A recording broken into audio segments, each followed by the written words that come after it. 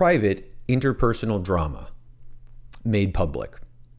And I'm fully aware that Smokey is the one who pulled the trigger on airing dirty laundry, which I heavily advised her not to do, but she felt she had her reasons. Then there was this video on Veronica by Just Stop and Daft Pina, which I was very clear I wanted nothing to do with. I never spoke with them, never shared anything with them, had no contact with them, because personally I didn't think it was anybody's business. And yet I somehow got roped in as creator who wishes to remain anonymous, which I think is a cartoonishly bad rephrasing of creator who had nothing to do with this. Veronica posted a response to that video, and here we are. As I'd mentioned on Twitter, I'm not going to share any receipts. I think there's already plenty of them out there. And I know a lot of people are going to say, well, then how are you going to correct the narrative? You know, what's the point of a response if you're not going to show us any evidence? Are we just supposed to take your word for it? No or yes. I'm really not concerned about addressing anyone other than the people that were actually involved. This is a private matter. It's been made public. So while yes, I'm addressing this now publicly, I'm addressing them. There were enough people that were in the room, that were present, that were actually involved. And I will say that in putting this together, I'm actually really glad to have an opportunity to apologize to Chris and others. Not for how it started, but for how I handled things. But I'll get to that. So for them, here we go. I'm first going to respond to the basic setup of Veronica's video because I feel that absolutely sets a tone for a good portion of the narrative. The idea that I told her that she should break up with Chris. Yeah, I'm sure I told Chris the same thing. The thing is, a lot of people did. They broke up and got back together a lot, as some do. And it could get really ugly. I mean, they could paint themselves out in a really, really bad light. But that happens when people are fighting, breaking up, getting back together. And there were a number of people who, were friends of both of them.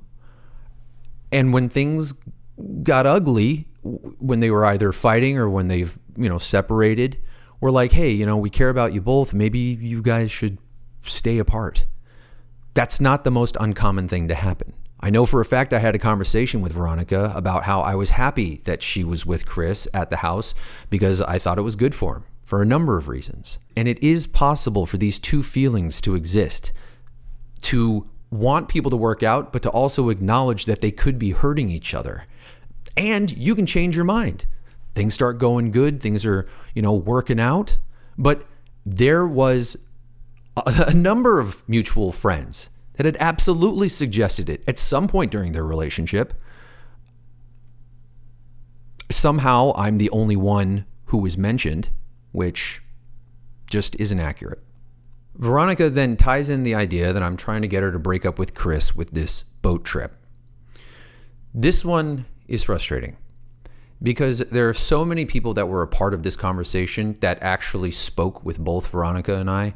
I'm not talking about the people with their assumptions and theories. They're welcome to those. But Veronica and I both made it very clear to a whole lot of people that this was completely platonic. What she didn't mention in her video, or if she did, I missed it. Either way, it bears repeating, is that a little bit before the boat trip, she'd invited me to Mexico with her family and presented it as a good opportunity to hang out and to also do some research for Blood Sun, which, based on the location, which I'm not going to say, it would have been great. It would have been really cool. It was at a gathering, and I did give her more attention because at that time we'd been talking a lot. She'd been helping me out with some issues with my ex. And, we were friends at the time, but I thought we were becoming better friends. She was someone that I trusted. She was someone I shared stuff with. And she was a great listener and gave great advice. And clearly we were close enough friends that she would invite me to Mexico with her family. Shortly after that, in late May of 21, I got an invitation from my own family that they were going to go to San Diego on a boat trip. And there was going to be about 12 family members and I could invite a friend. At the time, in terms of singular friends that would actually enjoy spending time on a boat with my extended family that they had never met, it was a pretty short list. Veronica, having invited me to Mexico with her own family, I thought it made sense to invite her to this, and yes, she was on the way down to San Diego.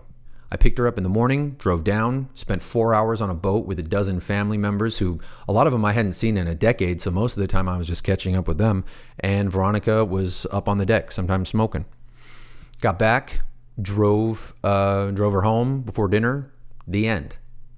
Never once in all the time that we were friends, even after I became a romantic cringe lord, even after she told me that she loved me and we were in that very short relationship, was there ever any doubt that that was just two friends hanging out?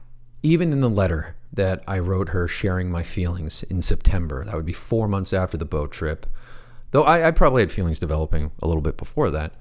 I told her, this was unexpected, unintended. I had no idea how or where these emotions had come from. And if anything, I was scared to share this with her because I didn't want to fuck up our friendship. It's hard to explain how, at least for me, how awesome that friendship felt. So this idea that the boat trip was somehow part of a orchestrated master plan has always been a bit of a sore spot. And it became a pivotal event and a bit of a shit show. Shortly after the trip, Chris hit me up in a text. He was not happy. He voiced his disapproval of me taking Veronica on the boat trip. At the time, I didn't think I needed his approval to hang out with a friend. Yes, she was an ex, but frankly, one that he did not seem to want anything to do with. And plus, she was hanging out with a ton of mutuals at the time, sometimes partying all night, sometimes staying at their places, which is her right to do. And considering what the boat trip even was, I just felt singled out. And I certainly didn't feel like I did anything wrong. Chris, here's the first thing I want to apologize for.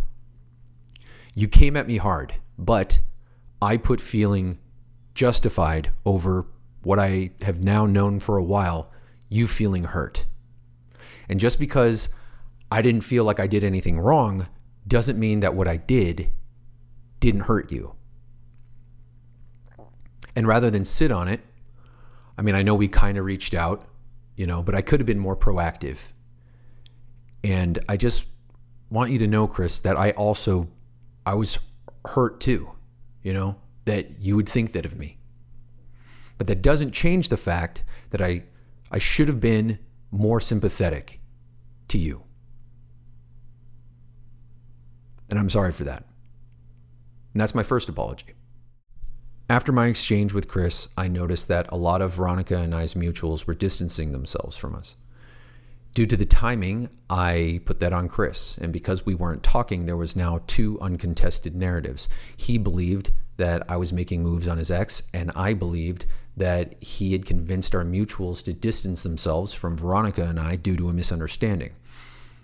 It appears that neither narrative was true, at least based off of Veronica's video, which I can't really refute the point because I never properly reached out or talked to our old mutuals about it. For a long time, I was upset because they never reached out to talk about it, and neither did I. And I know that that's also on me. But knowing what I know now, I can kind of see why they didn't reach out. It seems our drinking was the major factor, and we did. When we partied hard. For two people who drink way too much, we definitely enabled each other. We were drinking buddies. She'd invite me out, I'd invite her out, and the more people distanced themselves, the more isolated we got. The more we hung out, the more I shared with her, the more I trusted her, and it felt mutual. It felt real. It felt special. She very quickly became my best and closest friend. What pissed her off pissed me off. What she was interested in, I wanted to check out. She listened and she cared.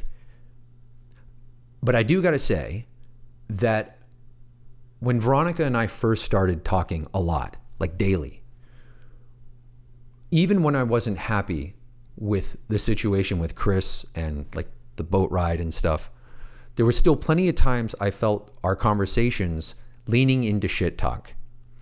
And I get it. She was still pissed off about the breakup. But on numerous occasions, I did tell her, say what you got to say, but I'm not going to shit talk a friend.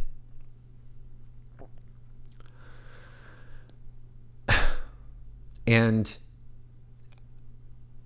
after that, after the conversation I had with Chris, and the more she talked about Chris and the more I'd heard he'd said about me, that definitely changed. At some point during this timeline, Chris did take the initiative to hit me up on Discord. I was surprised, despite being frustrated with him based on what I believed. I was happy he reached out. He wanted to squash shit. I was totally down for it. But it came with the preface that I would have to admit that I fucked up, taking Veronica out on the boat. This is where I missed an opportunity. Had I sucked it up and just said, yeah, sure, I fucked up, we could have at least had a chance to sort it out.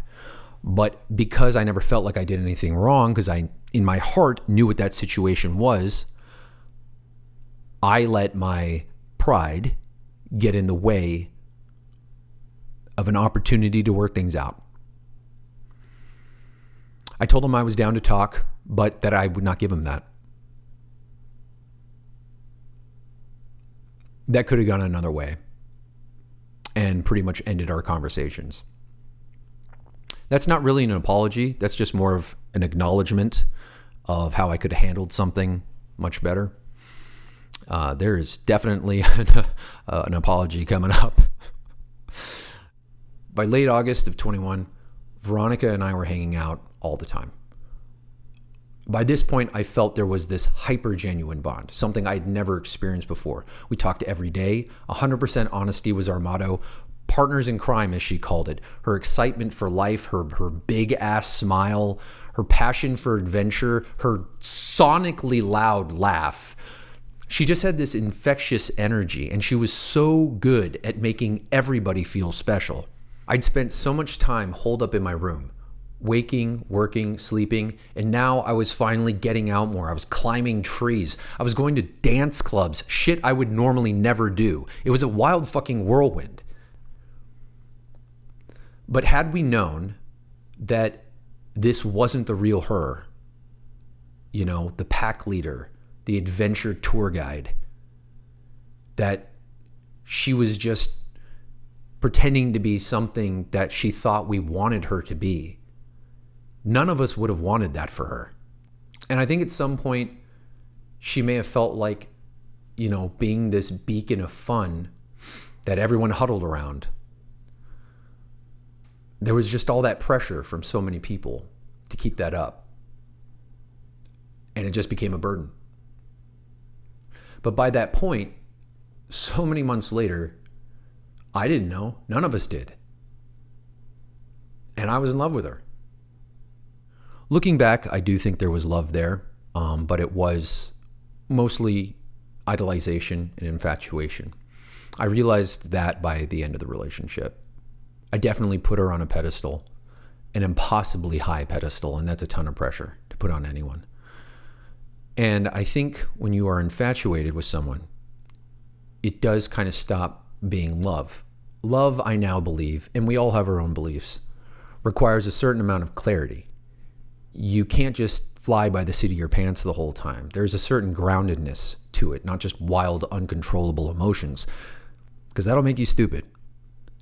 And maybe some of you have experienced this before. I hadn't until then. You'll do and say things you never thought in your right mind you would do. When you give, you want to give everything all the time. When you hurt everywhere, all the time. You don't sleep. You don't eat. You can't think. You feel crazy. And something that I realized about myself when I'm in that headspace is that I talk and write like a sappy high school poet. Finally, in September, I did share my feelings with her. At that point, I I couldn't even function as a human being. I couldn't think, I couldn't work. I wasn't eating. And I felt like I had to tell her.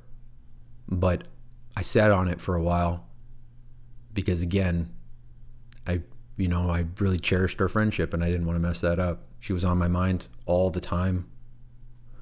I was tied to my phone, always just waiting for the next message. I didn't know what the hell was going on. But I did write down what I felt, and this is some of it. It's really just to give a little bit of context of A, my mindset, B, the idea that there was some preconceived intentions in all of this, and also partially just how deep I was in terms of this infatuation, I guess. So yeah, here's the letter I wrote her. Veronica, you're a badass. You're beautiful, and your personality and heart are so uniquely extraordinary that your company alone inspires so many others to live with adventure and love more fearlessly. I have never known anyone like you, and I have never loved anyone more completely, more than I ever knew possible. I was so happy with simply appreciating and being so grateful for you and your company. That was and is enough, and it will always be enough. I really, truly couldn't ask for more. But another feeling hit me out of nowhere. The most unfamiliar sensation just swept over me like a wave, swallowing my entire body. I had no intention of feeling this way. How could I? I never thought it actually existed. Not just love, I feel that all the time, but being in love. I thought it was a myth, something others simply wrote and talked and sang about, a mass delusion that people bought into in order to convince themselves that what they felt was more than simply being infatuated, or hormonal, or chasing a fantasy. But I was so fucking wrong. And at its core, it's such a simple feeling, simple but so massive, that I want to make you happy. I want to see you happy, that I would do anything I can without hesitation to make that happen. And most importantly, knowing that even if I can't be as close to you as I would hope, it wouldn't stop me for a second from wanting all those things for you all the same. I can't imagine anything but this to be called in love. And you've let me experience this. Thank you for that. For sharing a part of your light with me and being the one who inspired me to discover this feeling, to understand that this is real, and to become a more complete person. No matter what happens, if this is as far as we go, I know a part of me will always be in love with you, because I've only ever felt this way towards you. But I can promise that I will do everything in my power to never let it get in the way of what I want most, for you to be happy. I will always be here for you in any shape, form, or capacity you require. It's the very least I can do, and nothing would make me happier. I mean, I struggled to send that for a bit. I mean, I didn't want to fuck up our friendship. But I also felt like it was making all of our interactions awkward. You know, it was just there in the back of everything I was thinking and doing and saying, just trying to be her friend, but having that kind of hovering there. I needed her to know. I needed her to know how I felt. And that's a lot to put on someone. She said she didn't feel the same way, which I totally got, because honestly, if she did, I would have felt it. I told her I understood, which logically I did. But when you feel that much, it doesn't just go away. It doesn't just shut off. I had to somehow put it back in the box. I tried to analyze it, break it down, make it make sense, because the amount of emotions I was feeling was it was ridiculous. I knew I wanted her in my life as my best friend, but I couldn't feel the way that I felt.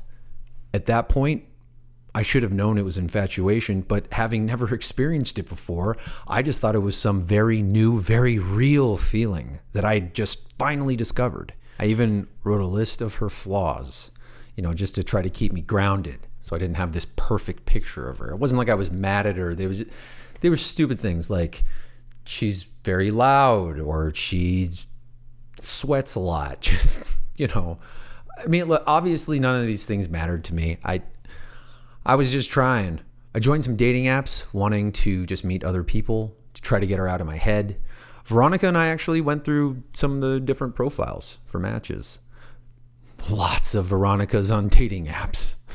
During this time, I did in fact watch My Octopus Teacher. And while everything at that time that I was watching, listening to, reading, even street signs and billboards reminded me of Veronica, this movie hit the hardest. I just want to mention that I realize what I just said before might sound a little bit weird, but her last name is literally a street name in downtown that I had to drive by like 40 times during this whole period of time. Also, there's a lawyer or something, an accountant lawyer person named Veronica, and she's got like a picture of a dog. Those billboards and posters were everywhere on the backs of cars and shit. I mean, all I'm saying is yes, I was probably more receptive to it, but I'm not crazy. It was literally everywhere. Look, I'm sure if I watched My Octopus Teacher now, I'd still greatly appreciate it and enjoy it. But during that time, feeling all of those feelings, and it wasn't just that movie, there were other things going on, but it eventually led me to this belief that I called my emotional awakening. To a degree, I do still believe this, just with more nuance, that you can love someone or something unconditionally, needing nothing in return, even from a distance. No ownership, no expectation, that so long as they are happy, you are happy.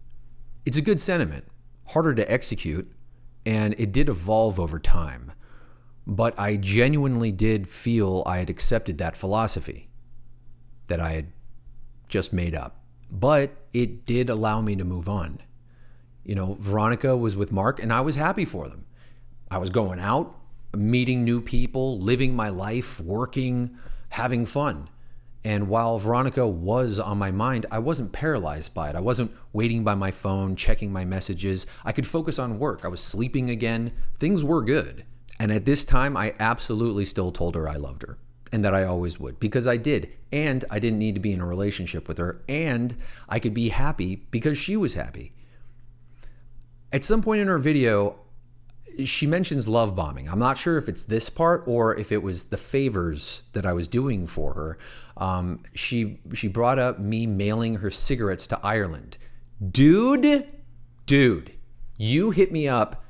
You were so mad about those cigarettes because I think it was close to the beginning of your trip or early-ish on, and you were jonesing. You weren't going to be able to get the brand that you like there. And so you asked me to send them. And of course I was going to do that. I was happy to do that. I was even happy to wrap them in a different product box because apparently you're not allowed to send tobacco internationally. If I just doxed myself on a crime, oops, arrest me, sorry. But I was happy to do that. As far as the Apple Pencil, I don't remember if that was at the exact same time as the cigarettes or not. But all I remember is that you said that you wanted to work when you were out there and that you forgot your pencil. I had an extra one, so I was like, might as well send this too. As far as the money, I realized that a gift of money from friends can be weird. But I saw you stressed out about your commissions. You were trying to save up money, not just for the trip, but spending money when you were there. And you know, we talked about it. I was like, who knows how many times you're going to have how many opportunities you're going to get to go out there and hang out and have fun. I want you to go have an adventure, have fun with Mark. And I happen to be in a place where I could offer that. I don't know if that's love bombing or not, but every friend I know knows that if they need a favor from me, there are very few favors that I won't do for them. Yes, if I just did all of that stuff unprompted out of the blue and just dumped it on you, yeah, that would be weird. And that is something that I did later on when we were together. I'll get to that. But this emotional awakening thing, as cringe as that, what I call it, I'm still thankful for that. Allowing me to feel something I never knew existed. I mean, I know what infatuation feels like now, and I can better determine when I'm feeling love. And that is something that I can share with others. Halloween of 21, Veronica brings up a situation where I pulled her aside in an open kitchen surrounded by people and said that I heard she got back with Mark after their very short breakup, that I was happy for her, and that I will always love her. I do remember this. Of course I remember this. And your big big shiny eyes. And she'd later say that this was the moment she wanted to tell me that she loved me. I don't know if that's true or just something she thought I wanted to hear. But if anyone is following this, yes, of course I said that. And I meant it. She was still my best friend. And it wasn't a dig at their relationship. Specifically, I said I was happy she was working through it. I was proud that she didn't just run away, that she was trying to stick to it. Later, I did approach Mark and I said something along the lines of, hey man, no matter how long this lasts, you can always use my booth. They'd broken up and gotten back together in a matter of days. What I was trying to communicate was whether he was with Veronica or not, he was still welcome to use it. Mark, I could have worded that better. And honestly, at that time, you didn't need a reminder of your breakup. I tried to say something that I thought was positive and I said something stupid, and I'm sorry for that. For about a month, everyone's just kind of doing their own thing. Mark and Veronica, they're off doing their stuff, and Smoke and I end up having our own very weird adventures. And during that time, begin to have our own feelings develop for each other. Not some wild infatuation, which obviously we didn't know was infatuation at the time, that we had for people that we considered our best friends, but a mutual appreciation built on months of supporting each other through the weirdest, the best, and the worst emotional roller coaster that either of us had ever experienced. She'd been there supporting me through it all, and I'd been there to support her. Our situations weren't identical, but they were parallel enough. And I think we recognized our capacity to care for others and each other as our own special bond. Something we experienced together that was separate from everybody else. I still held on to this emotional awakening philosophy, though, that even though Smoke and I were starting to feel for each other, I did still love Veronica, even if I never intended to be with her. And that is where this coping philosophy suddenly became broken. I did care for her a lot. But while I'd, in my mind, successfully compartmentalized my feelings for Veronica, they were still there. And Smoke understood that. She too still had strong and conflicting feelings for someone. So we decided to approach things very, very slowly, just making sure that our friendship was always the priority. Things seemed to be progressing fine. The only possible scenario where my whole new age emotionality would implode on itself was if literally the last thing that anyone expected could happen happened. And that was if Veronica told me she loved me and wanted to be in a relationship. And out of the fucking blue, that happened Thanksgiving of 21. I was floored. It didn't feel real at the time. Yes, Smoke had notified me before Veronica could contact me. She did kind of take that moment away from her, but she was reasonably scared that what we started to develop was going to get blown out of the water. I mean, she knew better than anyone else how strongly I felt. She'd been my main support throughout all of this. And that if I didn't take this chance, it was going to live in my mind forever. Had the tables been reversed and the person that she had, been in love with reached out to her, she knew I'd do the same for her. We cried a lot. I hate thinking about that conversation. It was just such a weird scenario. This whole thing's such a weird scenario. Veronica called and eventually told me that she was, in fact, in love with me. It was hard to breathe. I didn't know what the fuck was going on. Obviously, I was happy. I mean, that's not the word for it. I just, but I do remember a moment of clarity when I asked her, "Are you sure? Are you absolutely sure?" Because at that point, she'd broken up with Mark twice in a month and told me that she had loved him. And she said yes, she was sure. And I believed her because of course I fucking did. I was in love with her, or I was infatuated by her. I think I said the phrase, "This feels like a dream. This doesn't feel real," almost every day of that 1 month relationship. As soon as she said we were official, the floodgates opened. all the pent-up daydreams and hopes I had that I'd been building up since the end of the summer, that I'd stuffed away and compartmentalized, just poured out. Talking about moving her in, building a fence for the dogs. The Shire wedding thing, though, dude, come on. The whole like, oh, are we talking about this? I mean, that is a joke. People know that joke. You know what? I guess in this situation, it was kind of a half joke, because I did mention that not since my divorce would I be willing to reconsider marriage, but since, being with her, it was something I'd consider. Like many, many years down the line, not like, right away. It was still too much, too fast, and I could see it all happening. The problem was I didn't know how else to be. I wanted to give her everything all at once, all the time. I didn't know how to hold it back. At the time, that's all I wanted, was to make her happy. But that's not love. No one can make anyone happy. They have to want that for themselves.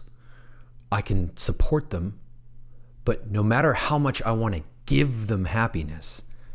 In fact, when you give too much, it becomes a burden.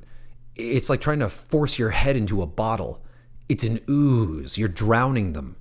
I know it felt real at the time, but it wasn't grounded. It was just illogical emotions. And while that can feel good at times, it's not substantial.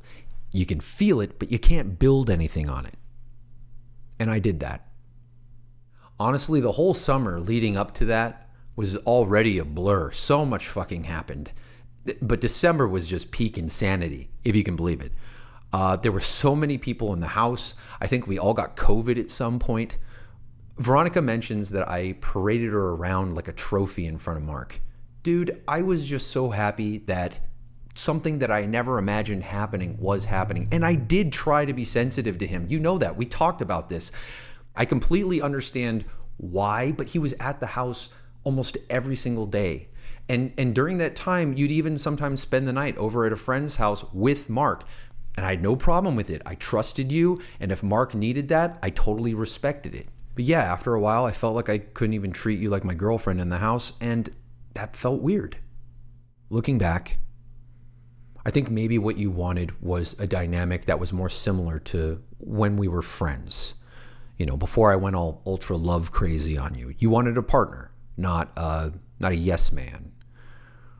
And me, thinking we were a couple with months of hopes and expectations that I'd bottled up, wanted to finally share all of it with you all at once. I think we just entered it at different levels, which honestly just isn't sustainable. A little before New Year's, you were sitting out back, you seemed lost in thought, and I asked you what was on your mind. You said a million things, and I asked you, well, what's one? And you expressed that you didn't necessarily want to break up, but you felt a need to be on your own 2 feet, to get your shit together, to build something, to do something. And that you weren't sure if you could do that if you were focusing on a relationship. And I told you that I wished that we could do that together, that I could help support you in that journey. But if you absolutely felt like you had to be on your own, no matter how much I wanted to be with you, I would absolutely step back from that relationship. And if anything, be happy to be your number one cheerleader. We broke up a couple days later, pretty much the same conversation. Believe it or not, this is when things start to get weird. Weirder. Mostly me being weird. But because Veronica had spent so much energy and emotion dealing with the guilt of hurting Mark, she didn't have the mental or emotional capacity to deal with my shit during the breakup, so I was pretty much cut off. Which I understand, but I just felt that there wasn't really any real closure. It felt so abrupt. And I had so much pain at the time, and I didn't know how to work through it, and she didn't want to hear it, or she couldn't. She wasn't in a place to. I think we both did continue to try to be friends. We weren't best friends anymore by any stretch of the imagination. But man, this period was just such a blur. I left town. You took JoJo. Thank you. Again, I tried to just clear my head. Side note, I absolutely did tell Veronica at one point that I felt that I'd gotten JoJo for the wrong reasons. No, we weren't together when I got him, but we did pick him out and, kind of pick him up together. And you know what? I just thought that even as friends, that you and your dogs would be more a part of his life. But honestly, that's just more expectation that I put on you at that time. So, but I will say that after over a year, he's one of the best decisions that has ever happened. I could not imagine my life without that beautiful little freak with absolutely no survival instincts. At some point after the breakup, Veronica and I did speak. And I asked her if she ever loved me, and she said no. And that crushed. And she told me about her and Mark, more crushing, because at the time, it was the opposite of what she said she needed when we broke up, about her being on her own and not focusing on a relationship, which is absolutely her choice. She can change her mind whenever she wants. And telling me that she never loved me after I asked her if she was sure, and also after we broke up, asking her, hey, did you ever really love me? Because I was unsure. And she said yes once, but then I appreciated her at least owning up and saying, no, I don't think I ever really loved you. But you know what? Emotions are messy, and people, I guess, don't always know what they're feeling. She did apologize for lying, but I was still hurt. By the end of that talk, I think I was holding back a lot. I was trying not to be too upset, but I was. And I did say that very shitty thing about, okay, fine, then I'll go fuck Smokey. I was hurt. I was being a dick. And I directly, after that conversation, went back and told Smokey about it. And I apologized to her. And later I spoke with Veronica and I apologized to her. It was a childish, reactionary thing to do, no matter how I was feeling. This descent has not reached max velocity. Trust me. We got a ways down to go. Very suddenly, after months and months of just so many people being in the house, a whirlwind of breakups and makeups and breakups, everyone was gone, including Veronica. Everything felt empty. It was super silent. There was weeks I didn't turn on the lights. I felt like a stranger everywhere. And the friends I had before that I considered family, they were the reason I moved to Burbank. They were gone too. My house didn't feel like my house, and my dog didn't feel like my dog. It was just a very surreal, empty feeling. I don't know if anyone who's watching this has ever experienced this before, but you literally feel like you don't exist. Part of me blamed Veronica, part of me blamed Chris, and I recognize now, and I have known for a while, that how I ultimately shared my love, or what I thought was love, and my pain, which was a very real pain, how I poured all those things onto Veronica, that was the force that pushed her away.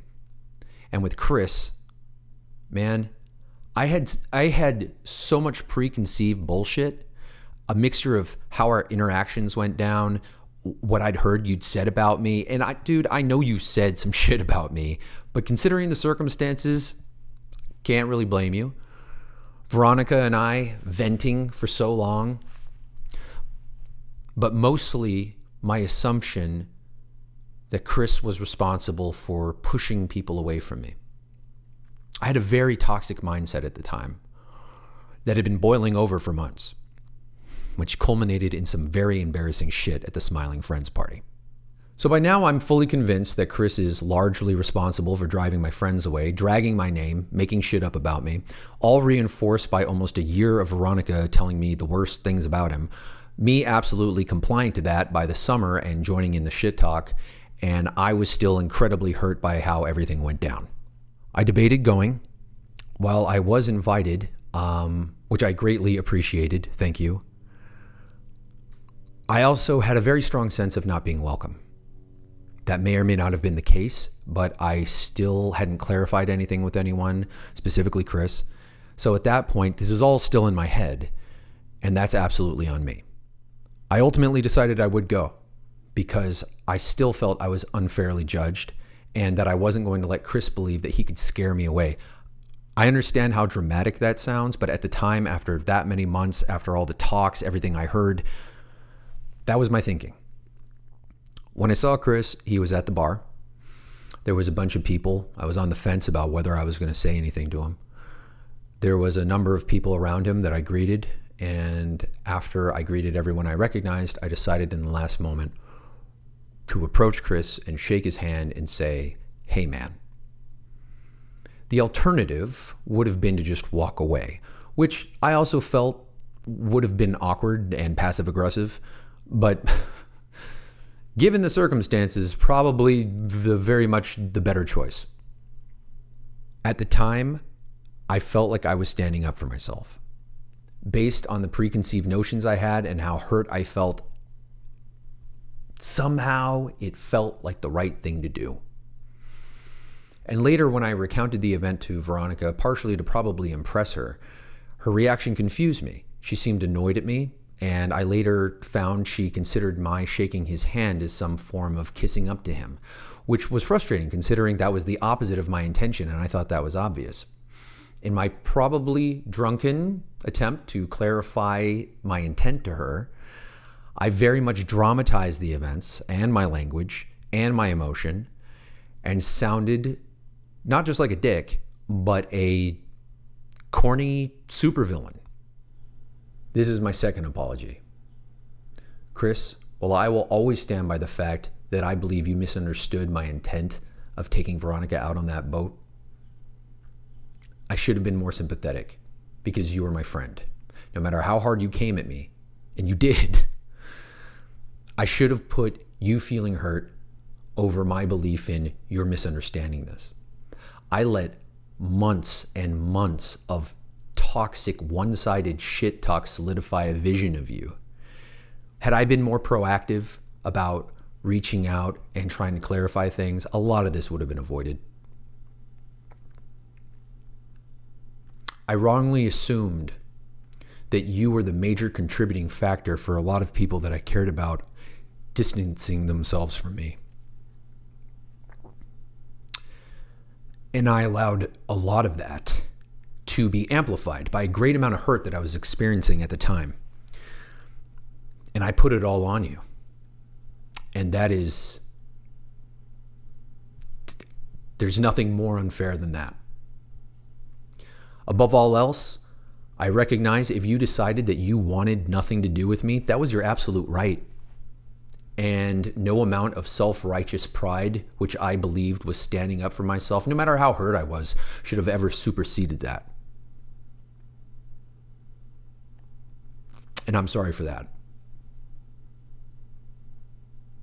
People can say and do things that are in no one's best interest when they're hurt.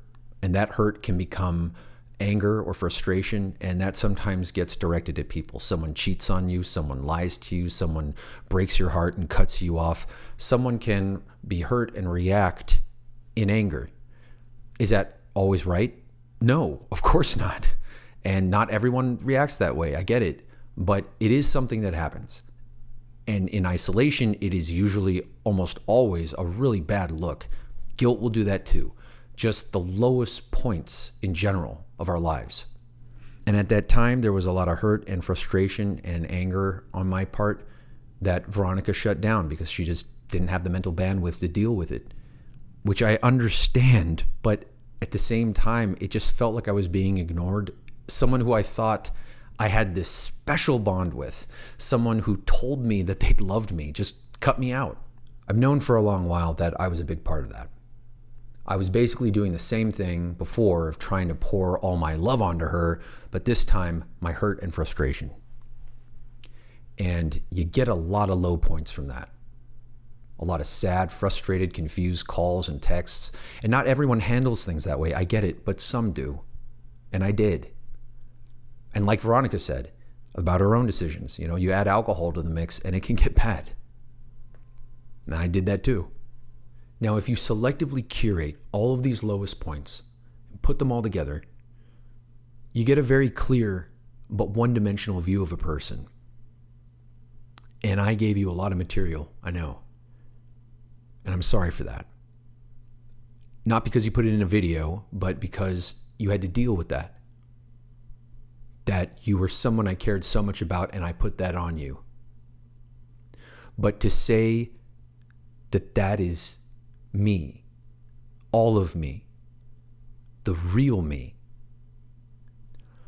Look, I don't think you were fairly or fully represented in the video calling you out because I know that there's a lot of good too. I became best friends with and infatuated by some of those aspects, but I also know that when you want to hurt someone, you can go hard. Poor little Brian Griffin.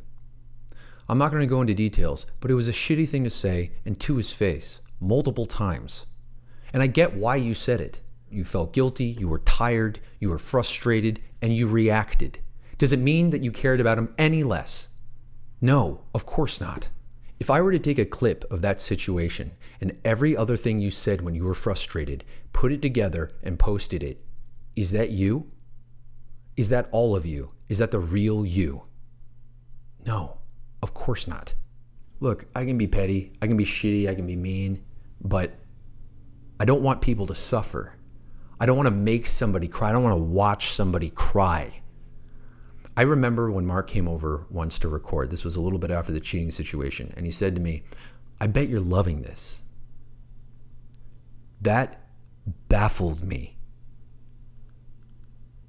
I'm not blaming him, but just the idea that anyone would think that anybody would gain any kind of genuine pleasure from something so shitty happening.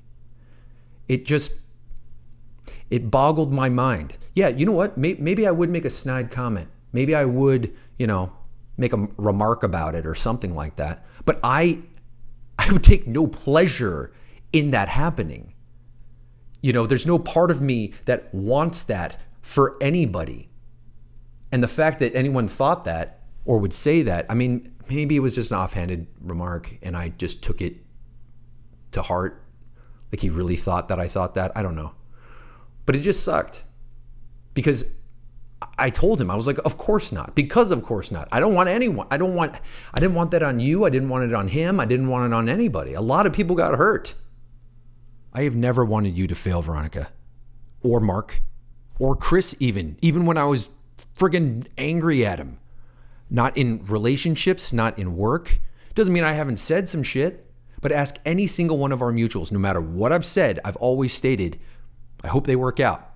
I hope the project turns out good. I hope his health gets better. And I do. I hope everyone fucking works out because I gain nothing from people failing. I'm not a saint, and sometimes I am an asshole. The whole positivity thing, do I think it's good to be positive? Yes, absolutely. I think it's something to aspire to. Who doesn't? The nice guy thing, other people put that on me. And when they do, I often try to remind them, dude, I am flawed like anybody else. I am not always nice.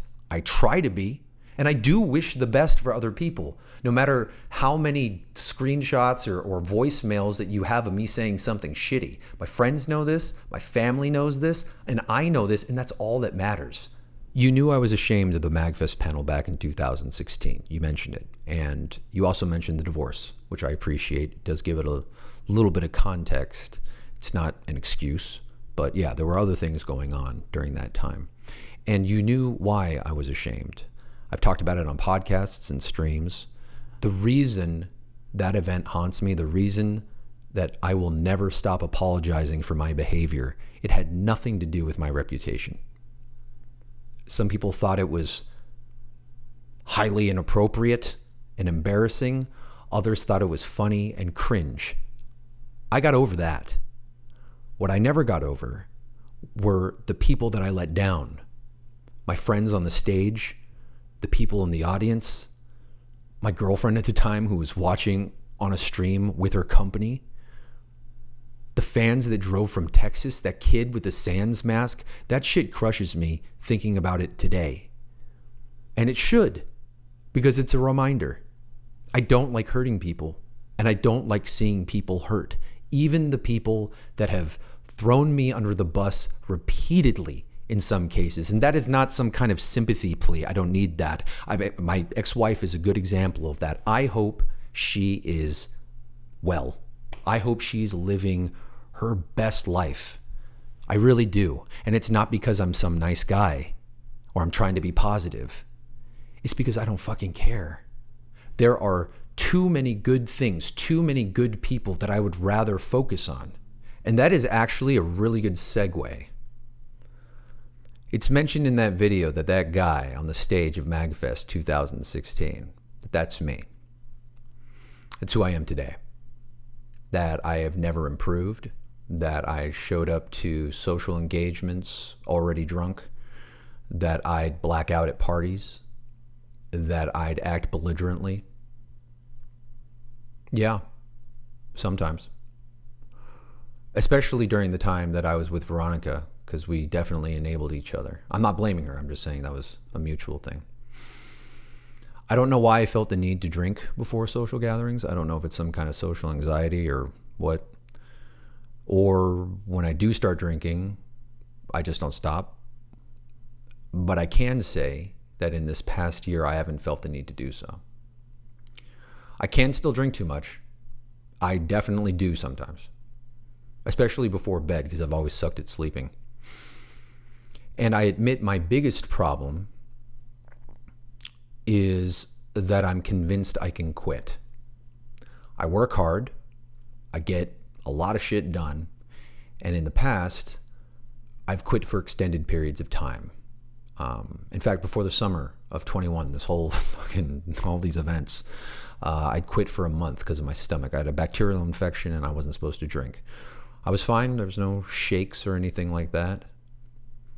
And I think because I believe I can quit whenever I want and I'm productive,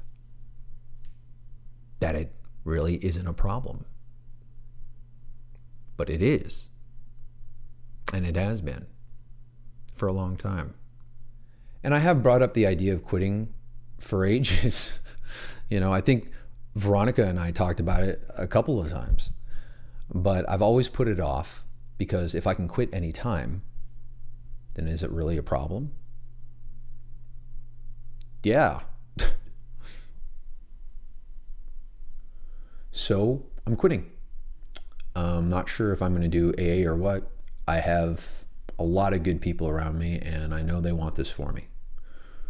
So for the sake of my old friends, my new friends, my family, but mostly for myself, this day seems as good as any day. I am nervous. I've been drinking since I was like 15. And, it became like part of my brand and reputation. It didn't age well, but, I'm excited for a positive change, get healthier, lose some weight, save some money, make some better decisions, sober decisions. I am still going to fuck up. Oh, I'm sure. I'm still going to make mistakes. And I just want to say that I really do appreciate it, Veronica, that you brought up some things that I didn't know. Not fully. I think a lot of the old friends did mention it. And I don't think I ever saw it for as big of a deal as it was. And I also appreciate you reminding me of things that I did know, but I chose to ignore. And for that, I thank you sincerely. This is the second positive life change that you've inspired for me that I get to keep forever and pass along to all those down the line of my life. Congratulations on your sobriety, Veronica. And thank you guys for spending this, my 5th day. I mean, it's a start.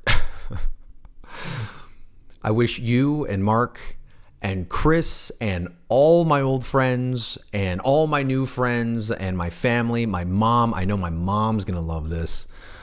I wish all of you guys the very best. Salut.